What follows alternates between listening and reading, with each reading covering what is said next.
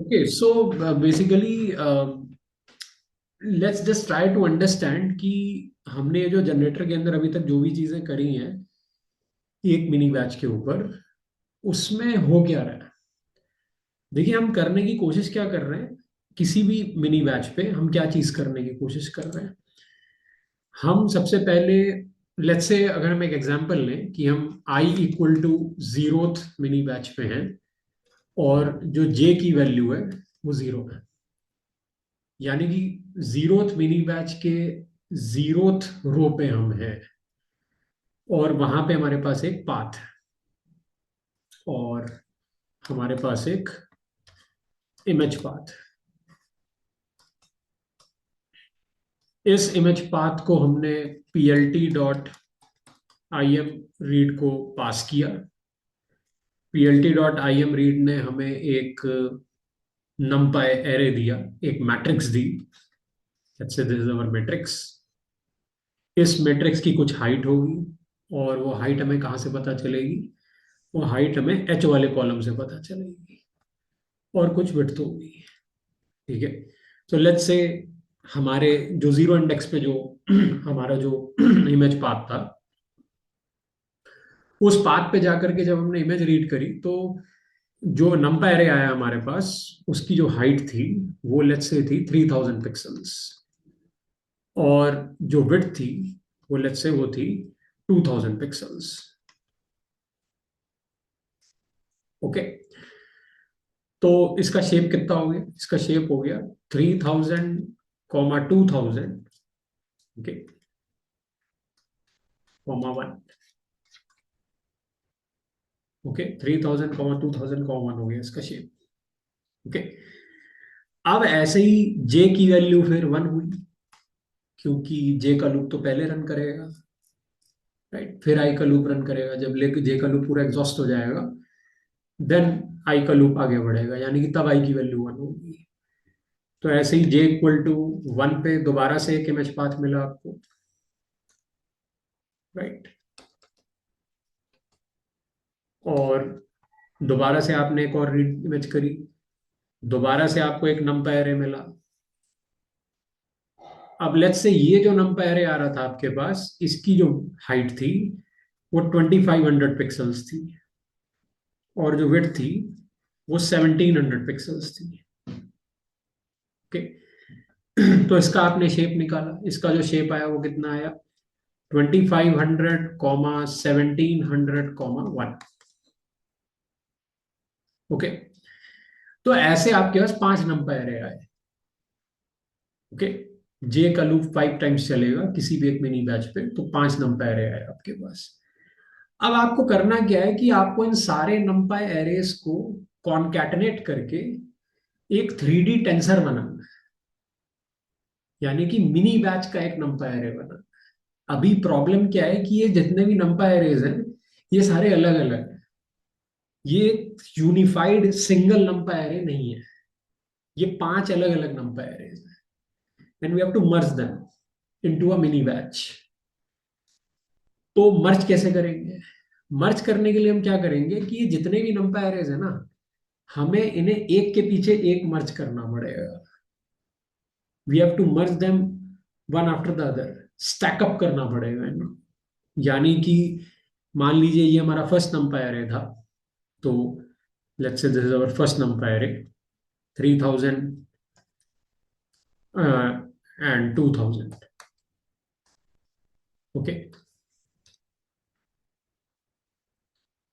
इसके पीछे हमें दूसरा नंपाई एरे अटैच करना पड़ेगा।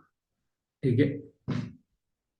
सेकंड, बेसिकली हम क्या चाहते हैं कि हमारा ये जो स्टैकअप होने के बाद जो नंपायर आना चाहिए वो कितने बाई कितने का आना चाहिए? वो आना चाहिए 5 लेट्स से 3000 2000 वन का आना चाहिए।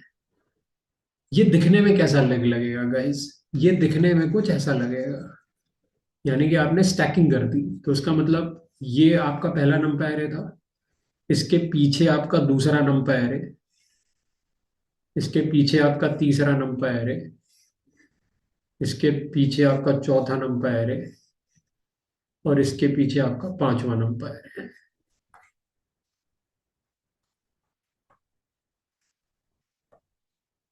So it will look like this. It will look like a cuboid. Now this is 5 and this is 2000. This is 3000. Okay. तो गाइज आपने एक चीज नोटिस करी होगी कि अगर आप पांचों को स्टैक करना चाहते हो ना, तो पांचों नंपाई एरेस के जो स्पेशियल डायमेंशन होने चाहिए वो सेम होने चाहिए, तभी ये पांचों आपस में जुड़ पाएंगे। तभी इन पांचों का कॉन्कैटिनेशन करा करके आप एक यूनिफाइड टेंसर बना पाओगे, एक यूनिफाइड थ्री डी टेंसर बना पाओगे। और इस थ्री डी टेंसर को ही हम क्या बोल रहे हैं, इस थ्री डी टेंसर को हम बोलेंगे x underscore train underscore mini batch. Okay, तो मैं माफी चाहता हूं कि अगर मैं उस समय जनरेटर को एक्सप्लेन करते समय गलती से इसको एक्स ट्रेन कह गया। ये एक्स ट्रेन नहीं है गाइस, एक्स ट्रेन तो होगा आपके जब मैं सारी इमेजेस के नंपाई एरेस को रीड करवा करके एक के पीछे एक स्टैकअप कर दूंगा, तब मैं उसको एक्स ट्रेन बोलूंगा। ठीक है, लेकिन गाइस ये एक छोटा सा मिनी बैच है। तो x underscore train underscore MB, MB मतलब मिनी बैच। इसका साइज कितना होगा, 5,3000,2000,1 होना चाहिए। होगा नहीं, होना चाहिए। लेकिन प्रॉब्लम अभी क्या है गाइस कि सारे नंपाई एरेस का जो स्पेशल डायमेंशंस है वो अलग अलग है, वो सेम है ही नहीं। तो आप कॉन्कैटिनेट कर ही नहीं पाओगे, you will not be able to concatenate. ठीक है, तो उसके लिए मैं क्या करना पड़ेगा, सबका साइज सेम करना पड़ेगा। यानी कि एक साइज हमें चूज करना पड़ेगा जो हम सारे ही नंपाई एरेस का साइज रखेंगे पूरे ट्रेनिंग डाटा में अक्रॉस एनी मिनी बैच। लेकिन गाइज ये साइज जो है ना ये बहुत बड़ा है। ओके, और इतनी बड़ी इमेज अगर आप अपने सीएनएन के अंदर डाल रहे हो, वो भी एक नहीं पांच डाल रहे हो, तो इट इज इजिली पॉसिबल कि आपका जो सिस्टम है वो क्रैश हो जाएगा, क्योंकि वो पूरी रैम कंज्यूम कर जाएगा, डिस्पाइट द फैक्ट कि अभी हम सिर्फ एक मिनी बैच को ले रहे हैं। हमने अभी बाकी इमेजेस के बारे में तो सोचा ही नहीं। तो इसीलिए हमने डिसाइड किया कि ये जो साइज होगा ये 224,224 रखेंगे हम, छोटा कर देंगे इसको। तो गाइस वही चीज हम अपने जनरेटर के अंदर कर रहे हैं कि हमने अपना पहला नंपाई एरे निकाला और उसको निकालते ही रीड कराते ही अपनी इमेज को वहीं पे रिसाइज कर दिया। ओके, तो पहला नंपाई एरे डाला और एक लिस्ट थी हमारे पास, उस लिस्ट के अंदर हमने अपना पहला नंपाई एरे डाला। ये इसका साइज कितना है, इसको रीसाइज कर दिया हमने 224 बाई 224। सेकेंड नंपायर डाला, ये भी 224 बाई 224। थर्ड डाला, फिर फोर्थ डाला, फिर फिफ्थ डाला। ये सारे के सारे नंपायर एक लिस्ट के अंदर हमने अपेंड करा दिए। और गाइस फिर इस पूरी की पूरी लिस्ट को ही हमने क्या किया, नंपाई एरे में कन्वर्ट कर दिया। ओके, अब जैसे ही आप इसे नंपाई एरे में कन्वर्ट करोगे ना गाइस, सरप्राइजिंगली इस नंपाई एरे का शेप ऑटोमेटिकली क्या हो जाएगा, 5,224,224,1 का हो जाएगा। और इसी नंपाई एरे को हम क्या बोल रहे हैं, एक्स ट्रेन मिनी बैच कह रहे हैं। तो अगर आप जनरेटर का कोड देखेंगे गाइस, तो हमारा जो एक्स ट्रेन मिनी बैच है, कायदे से देखा जाए तो ये एक्स ट्रेन नहीं है, ये एक्स ट्रेन मिनी बैच है।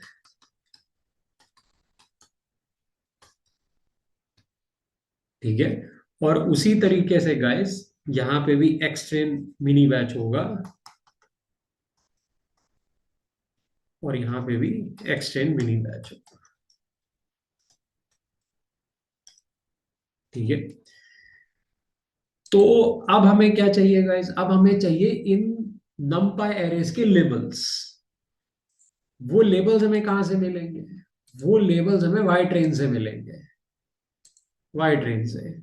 यानी कि जिन 5 इमेजेस को रीड करवा करवा के आपने अपने 5 नंपाई एरेस को एक लिस्ट में डाला था, उन्हीं 5 नंपाई एरेस के 1,14 के जो लेबल्स थे, यानी कि 14 dimension multi hot encoded vectors थे, वो भी हमें चाहिए। यानी कि पहले नंपाई एरे का 1,14 का मल्टी हॉट एनकोडेड वेक्टर, दूसरे का 1,14 का मल्टी हॉट एनकोडेड वेक्टर, तीसरे का 1,14 का, चौथे का 1,14 का, और पांचवें का 1,14 का। और इसी तरीके से इनका भी कॉन्कैटिनेशन कराना पड़ेगा, तो हमें क्या मिलेगा? 5,14 की एक मैट्रिक्स मिल जाएगी।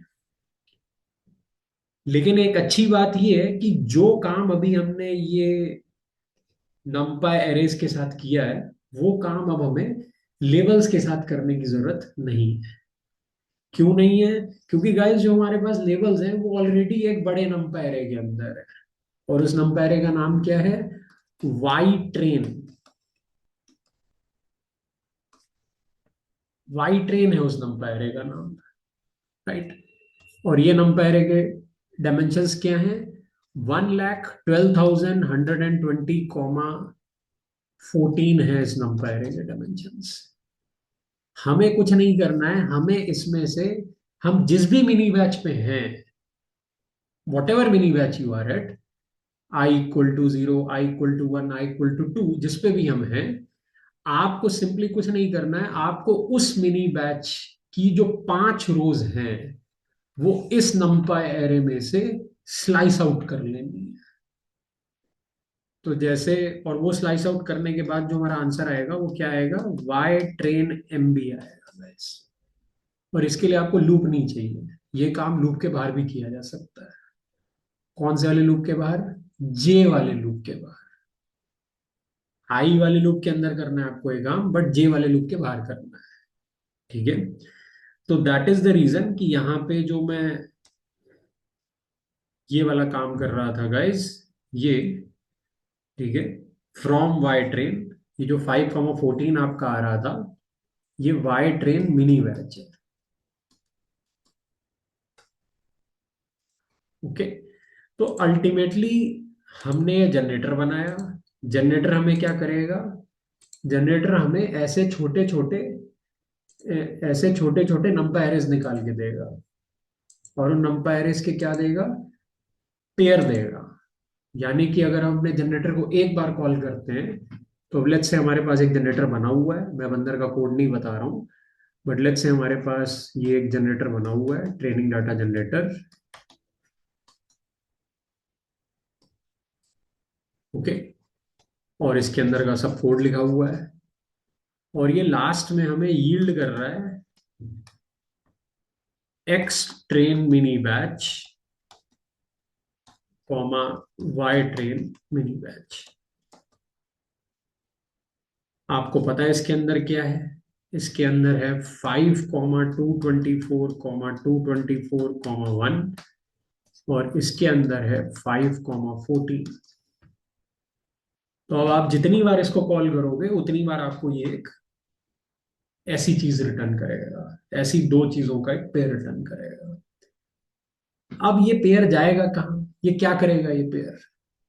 देखिए, ये वाली जो चीज है ना, इसको तो उठा करके हम अपने सीएनएन के अंदर डाल देंगे। जो हमारा सीएनएन बेस्ड मॉडल है, उसके अंदर डाल देंगे। ओके? इसको उठा के हम अपने सीएनएन बेस्ड मॉडल के अंदर डाल देंगे। ठीक है? और जैसा कि मैंने आपको बताया कि ये जो सीएनएन बेस्ड मॉडल होगा, ये एक मल्टी लेवल क्लासिफायर होगा। यानी कि जो इसकी आउटपुट लेयर होगी, उसमें 14 न्यूरॉन्स की एक आउटपुट लेयर होगी वो, और उसमें सिग्मॉइड फंक्शन लगा होगा। तो हमारा जो सीएनएन बेस्ड मॉडल होगा, वो हमें किसी भी एक इमेज के लिए, अभी मैं एक इमेज की बात कर रहा हूँ, 5 इमेजेस की बात नहीं कर रहा हूँ, एक इमेज की बात कर रहा हूँ, तो किसी भी एक इमेज के लिए वो हमें क्या निकाल के देगा, 14 प्रोबेबिलिटीज निकाल के देगा, 14 प्रोबेबिलिटीज, 14 प्रोबेबिलिटीज। यानी कि अगर यहां पे 1 होता, यानी कि अगर हमारा जनरेटर 5 इमेजेस का एक कंबाइंड टेंसर ना रिटर्न करा करके एक इमेज का ही टेंसर दे रहा होता, तो यहां से 14 प्रोबेबिलिटीज निकलती। यानी कि कहने का क्या मतलब है, यहां से एक वेक्टर निकलता, ओके, जिसका, या फिर मुझे कहना चाहिए एक नंपा एरे निकलता, जिसके डायमेंशंस क्या होते हैं, 1,14 होते हैं गाइस। और ये हमारे न्यूरल नेटवर्क द्वारा प्रिडिक्ट की जाने वाली प्रोबेबिलिटीज है।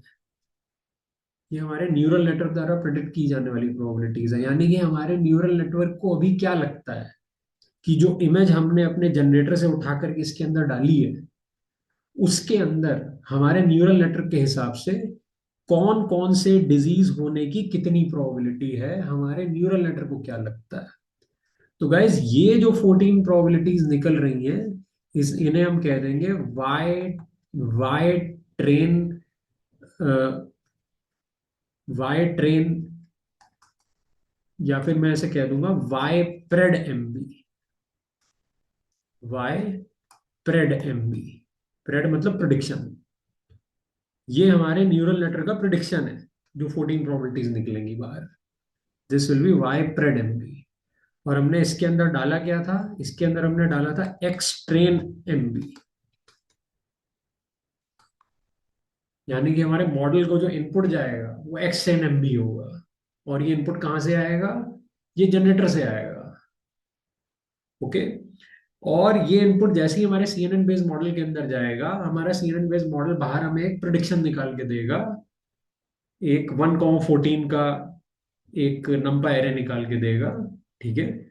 और उसको हम कह रहे हैं Y pred MB. But guys reality तो ये है ना कि हमने जो जनरेटर बनाया है उसमें हम एक इमेज यील्ड नहीं करा रहे हैं, हम 5 इमेजेस का एक 3D टेंसर यील्ड करा रहे हैं, एक मिनी बैच यील्ड करा रहे हैं। तो इसका मतलब अगर हम एक इमेज डाल रहे थे तो बाहर हमारा आंसर कितने का आ रहा था, 1,14 का आ रहा था। जहां पे 14 क्या है, 14 डिजीजेस की प्रोबेबिलिटीज है।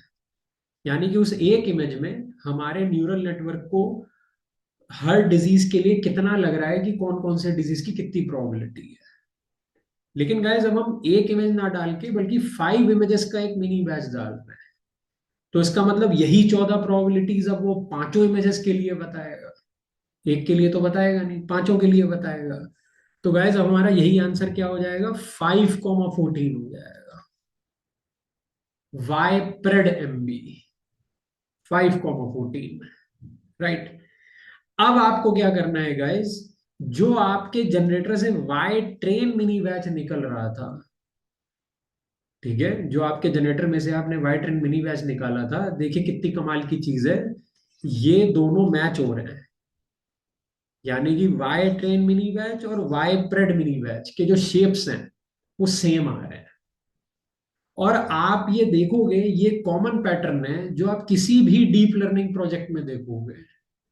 भले आप कोई सा भी डीप लर्निंग प्रोजेक्ट उठा लो, आप एनएलपी का कोई डीप लर्निंग प्रोजेक्ट उठा लो, आप कंप्यूटर विजन का कोई डीप लर्निंग प्रोजेक्ट उठा लो, कुछ भी उठा लो, ये पैटर्न आपको हमेशा देखने को मिलेगा कि हमारे न्यूरल नेटवर्क से निकलने वाले प्रिडिक्शंस के नंपा एरे की जो शेप है, और हमारे जनरेटर द्वारा दिए जाने वाले लेबल्स की जो शेप है, वो अगर मैच नहीं हो रही है भाई साहब, आपने प्रोजेक्ट में बहुत बड़ी गलती करी है, ट्रेन ही नहीं होगा आपका कोड। बैठे रहिए, ढूंढते रहिए एरर, सॉल्व ही नहीं कर सकते आप उसको। तो पहले उसको ठीक करना है आपको। ये कॉमन पैटर्न है, ये होना ही होना है हर डीप लर्निंग प्रोजेक्ट में। यानी कि आपके मॉडल द्वारा दिए गए प्रिडिक्शंस का जो शेप है नंपा एरे का, और उसको ट्रेन करने के लिए जो लेबल्स आप यूज कर रहे हो उसका जो शेप है, वो दोनों इक्वल होने चाहिए। अगर वो इक्वल नहीं है तो भाई साहब आपके नेटवर्क की ट्रेनिंग नहीं हो पाएगी, बैक प्रोपिगेशन लगाते समय एरर आ जाएगा, ओके। तो चलिए अब हम थोड़ा सा और आगे बात कर लेते हैं कि अब क्या होगा। तो गाइस अब हम क्या करेंगे, हमारा जनरेटर हमें ये जो वाई ट्रेन मिनी बैच निकाल के दे रहा है, और हमारे न्यूरल नेटवर्क में से ये जो वाई प्रेड मिनी बैच निकल रहा है, इन दोनों को कंबाइन करके हम क्या बनाएंगे, हम लॉस फंक्शन बनाएंगे। Loss function, okay, we will create a loss function. ठीक है। अब इस केस में हमारा लॉस फंक्शन क्या होगा, देखिए मल्टी क्लास क्लासिफिकेशन नहीं है, ये बाइनरी क्लासिफिकेशन है। ठीक है, it's a kind of a binary classification, multi level है, लेकिन क्योंकि हम जो एक्टिवेशन फंक्शन यूज कर रहे हैं वो सिग्मॉइड फंक्शन है, तो सिग्मॉइड फंक्शन के लिए जो लॉस फंक्शन यूजली हम यूज करते हैं वो बाइनरी क्रॉस एंट्रोपी लॉस होता है। तो आप सोच रहे होंगे कि सर न्यूरॉन तो बहुत सारे हैं, और binary cross entropy loss calculate करने के लिए तो आउटपुट लेयर में एक सिंगल न्यूरॉन होता है, तो यहाँ पे तो बहुत सारे न्यूरॉन है, तो आप बाइनरी क्रॉस एंट्रोपी लॉस बनाओगे कैसे, इसका फॉर्मूला क्या होगा, कैसे निकालोगे आप बाइनरी क्रॉस एंट्रोपी लॉस, क्योंकि बाइनरी क्रॉस एंट्रोपी लॉस तो तब निकाला जाता है जब हमारे न्यूरल नेटवर्क की आउटपुट लेयर में एक ही न्यूरॉन लगा हो with the sigmoid activation function. यहाँ पे एक नहीं है, यहाँ पे 14 न्यूरॉन्स लगे हुए हैं।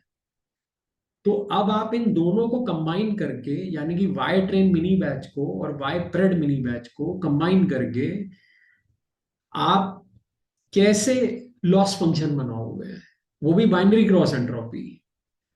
अगर हम categorical cross entropy loss function बना रहे होते तो बात समझ में भी आती, लेकिन आप कह रहे हो कि बाइनरी क्रॉस एंट्रोपी बनाएंगे हम, तो कैसे।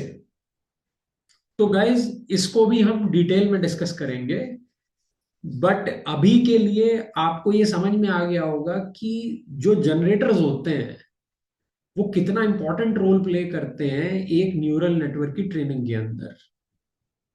यानी कि न्यूरल नेटवर्क के अंदर जो चीज आपको डालनी है, यानी कि जो डाटा आपको फीड करवाना है न्यूरल नेटवर्क के अंदर, उस डाटा को हम कहते हैं एक्स ट्रेन मिनी बैच।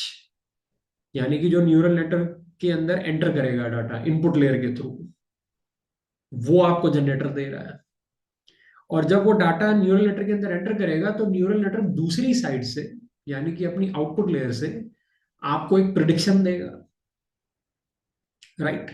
अब उस प्रिडिक्शन को आपको अपने लेबल के साथ कंबाइन करके एक लॉस फंक्शन बनाना है, क्योंकि आपको बैक प्रोपिगेशन एल्गोरिदम लगाना है। और बैक प्रोपिगेशन एल्गोरिदम कैसे काम करता है, हम लॉस फंक्शन का डेरिवेटिव कैलकुलेट करके अपने न्यूरल नेटवर्क की हर लेयर के पैरामीटर्स को एडजस्ट करते हैं through gradient descent algorithm. That is what back propagation is, right. लेकिन कमाल की बात यह है कि लॉस फंक्शन निकालने के लिए हमें दो चीजें चाहिए होती हैं, एक प्रिडिक्शन चाहिए होता है और एक लेबल चाहिए होता है। तो प्रिडिक्शन तो निकल रहा है न्यूरल नेटवर्क का बाहर, लेबल कहां से आएगा, लेबल भी तो हम यील्ड करवा रहे हैं वाई ट्रेन मिनी बैच, तो यहां से लेबल आ गया हमारे पास। अब एक लास्ट क्वेश्चन जो मुझे लग रहा है आप सबको बॉदर कर रहा होगा कि सर आपने यहां पे रिटर्न क्यों नहीं लिख दिया, यील्ड क्यों लिखा हुआ है आपने, हम इसको जनरेटर ही क्यों बना रहे हैं, हम एक ईगर फंक्शन क्यों नहीं बना लेते इसको, why we are making it a lazy function, हम यहाँ रिटर्न भी लिख सकते थे, हमने यील्ड क्यों लिखा। ये एक बहुत इंटरेस्टिंग चीज है गाइस कि हमने यील्ड क्यों लिखा। ठीक है, और ये बहुत इंपॉर्टेंट चीज है ये। ठीक है, देखिए गाइस पहली बात तो ये है कि अगर हमने गलती से यहाँ पे रिटर्न लिख दिया होता, तो ध्यान रहे ये जो यील्ड वाला स्टेटमेंट है ये किसके अंदर लिखा हुआ है, ये भी याद रखना, ये हमारे आउटर आई के लूप के अंदर लिखा हुआ है, ये दोनों लूप से बाहर नहीं लिखा हुआ है। ये जो आई का फॉर लूप है हमारा, उसके अंदर लिखा हुआ है ये यील्ड वाला स्टेटमेंट। तो गाइस जब आप इमेजिन करिए कि आपका आई का जो लूप है वो एक बार चला और आप अंदर आए, आपने एक मिनी बैच के ऊपर लूप चलाया, आपने 5,224,224,1 का एक टेंसर बनाया, एंड 5,14 का आपने एक और नंबर एरे बनाया, और आपने उसको रिटर्न करा दिया। ठीक है। अब गाइस आपको भी पता है कि जब कोई फंक्शन कुछ रिटर्न करवाता है तो वो वापस नहीं जाता। ठीक है, या फिर मुझे कहना चाहिए कि जब तक, आई एम सॉरी, मैं यहाँ पे थोड़ा सा थोड़ा सा चीजों को डाइवर्ट कर ले गया, बट मैं वापस जो है इंपॉर्टेंट चीज यहाँ पे शेयर करना चाहूंगा कि जब आपका कोई फंक्शन रिटर्न करवाता है गाइस, तो जैसे ही मान लीजिए आपका कोई यूजर डिफाइंड फंक्शन है जो रिटर्न करता है, तो रिटर्न कराते ही बेसिकली होता क्या है कि आपके फंक्शन की बॉडी के अंदर जितने भी वेरिएबल्स की जो जो वैल्यूज थी, वो रिटर्न कराते ही क्या हुआ गाइस, इरेज हो गई। यानी कि अगर मान लीजिए आई की वैल्यू 0 थी और जे की वैल्यू 4 थी और आपने रिटर्न करवा दिया, ठीक है, तो गाइस रिटर्न कराते ही ये फंक्शन भूल जाएगा कि जब मैं अपना कोड एग्जीक्यूट कर रहा था तो उस समय मेरी स्टेट क्या थी, यानी कि कौन कौन से वेरिएबल की क्या क्या वैल्यू थी मेरे पास, what was the state of my execution, ये फंक्शन भूल जाता है। तो आप कहोगे इससे क्या फर्क पड़ता है? भाई साहब, इससे ये फर्क पड़ता है कि हम इस फंक्शन को टोटल कितनी बार कॉल करने वाले हैं। हम इस फंक्शन को totally number of epochs time call करने वाले हैं। We are going to call this function number of epochs times. ठीक है, नंबर ऑफ इपॉक्स। ठीक है, ये फंक्शन कितनी बार चलेगा? एक इपॉक बार चलेगा। आपको अच्छे से पता है कि एक इपॉक क्या होता है। एक इपॉक तब कंप्लीट माना जाता है जब आप अपने पूरे ट्रेनिंग डेटा के जितने भी टुकड़े थे सबको एक एक बार आप अपने नेटवर्क के अंदर फीड कर चुके हो। या फिर मुझे कहना चाहिए कि एक इपॉक तब कंप्लीट माना जाता है जब आपके ट्रेनिंग डेटा के जितने भी मिनी बैचेस थे उन सारे मिनी बैचेस को आपने एक बार कंज्यूम कर लिया है अपने मॉडल को ट्रेन करवाने के लिए। तो इसका मतलब गाइस, अगर हम ऐसा कुछ करना चाहते हैं तो ये जो फंक्शन है ये 22,424 टाइम्स कॉल होना चाहिए। राइट?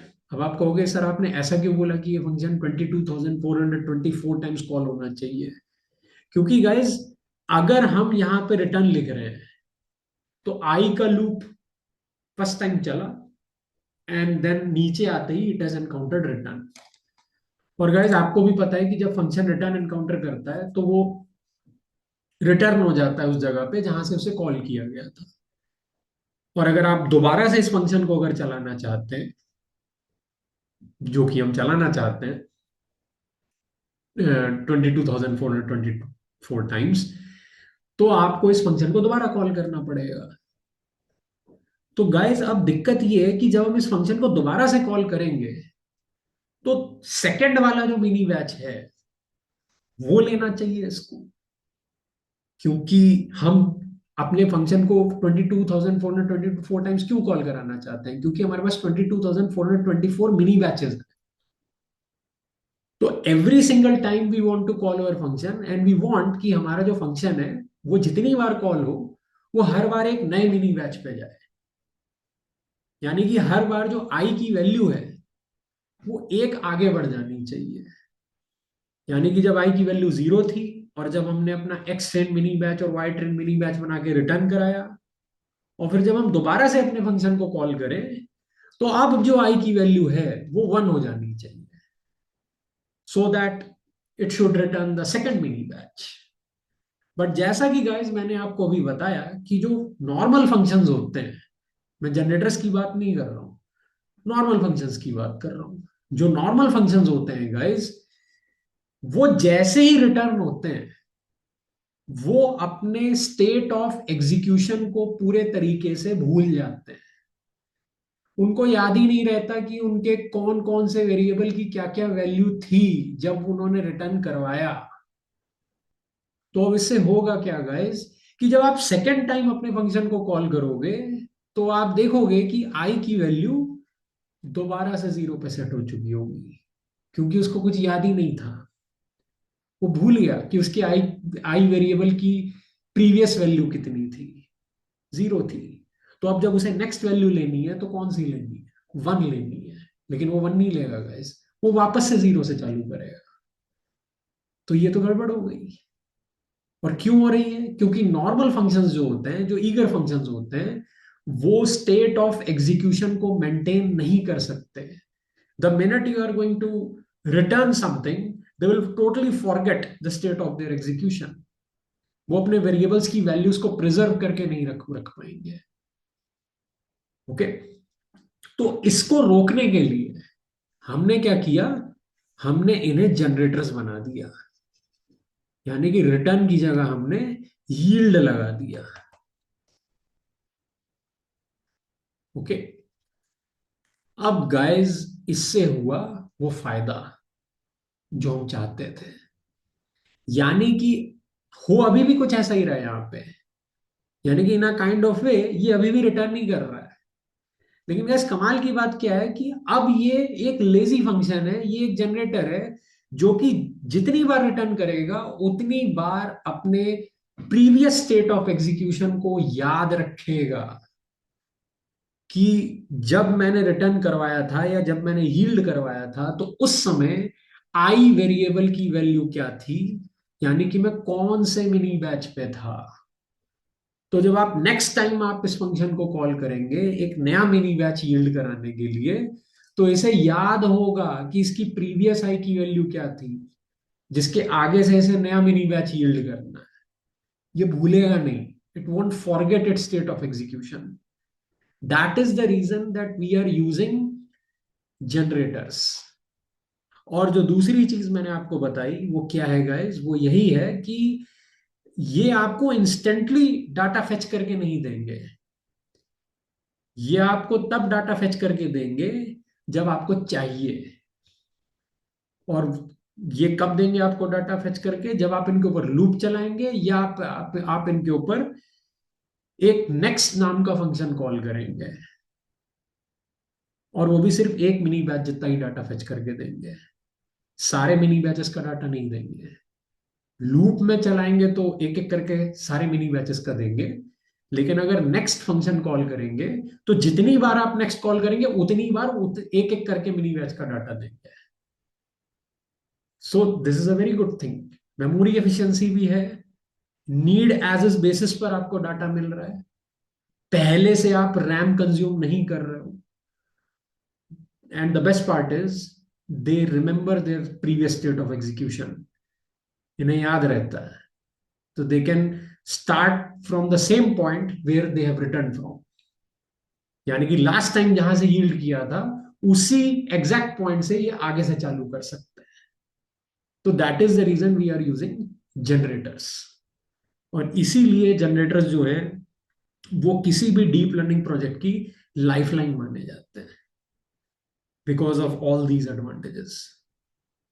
ओके, तो गाइज आई होप अब आपको समझ में आया होगा कि हम क्या करने की कोशिश कर रहे हैं। आपको पूरा जो सिनेरियो है वो क्लियर हुआ होगा। और गाइज यही सिनेरियो हर डीप लर्निंग प्रोजेक्ट में, यानी कि आपको एक एक्स ट्रेन बनाना है, एक वाई ट्रेन बनाना है, फिर एक जनरेटर बनाना है जो कि उनके मिनी बैचेस को यील्ड करेगा। और ऑब्वियस सी बात है पेयर यील्ड करेगा। उसमें एक्स ट्रेन मिनी बैच भी होगा, वाई ट्रेन मिनी बैच भी होगा। एक्स ट्रेन मिनी बैच को उठा करके हम एक डीप लर्निंग एक न्यूरल नेटवर्क बेस्ड मॉडल के अंदर डाल देंगे। न्यूरल नेटवर्क बेस्ड मॉडल दूसरी साइड से हमें प्रेडिक्शंस देगा। और उन प्रेडिक्शंस को हम कंबाइन करेंगे अपने जनरेटर द्वारा यील्ड किए गए वाई ट्रेन मिनी बैच से, जिससे हम लॉस फंक्शन बनाएंगे। ये हमारा लॉस फंक्शन होगा। और फिर हम बैक प्रोपिगेशन लगा देंगे। That is what is happening in every project. Okay, whether it is NLP, whether it is computer vision, is the same thing every single time. Same steps, same procedure, everything is same. हाँ, हमारे data को pre process के करने के तरीके अलग अलग हो सकते हैं, वो प्रोजेक्ट वाइज बदलते रहते हैं। Okay, so guys that's it for this lecture. और अगले लेक्चर में मैं आपको लॉस फंक्शन के बारे में भी बताऊंगा। Thank you guys.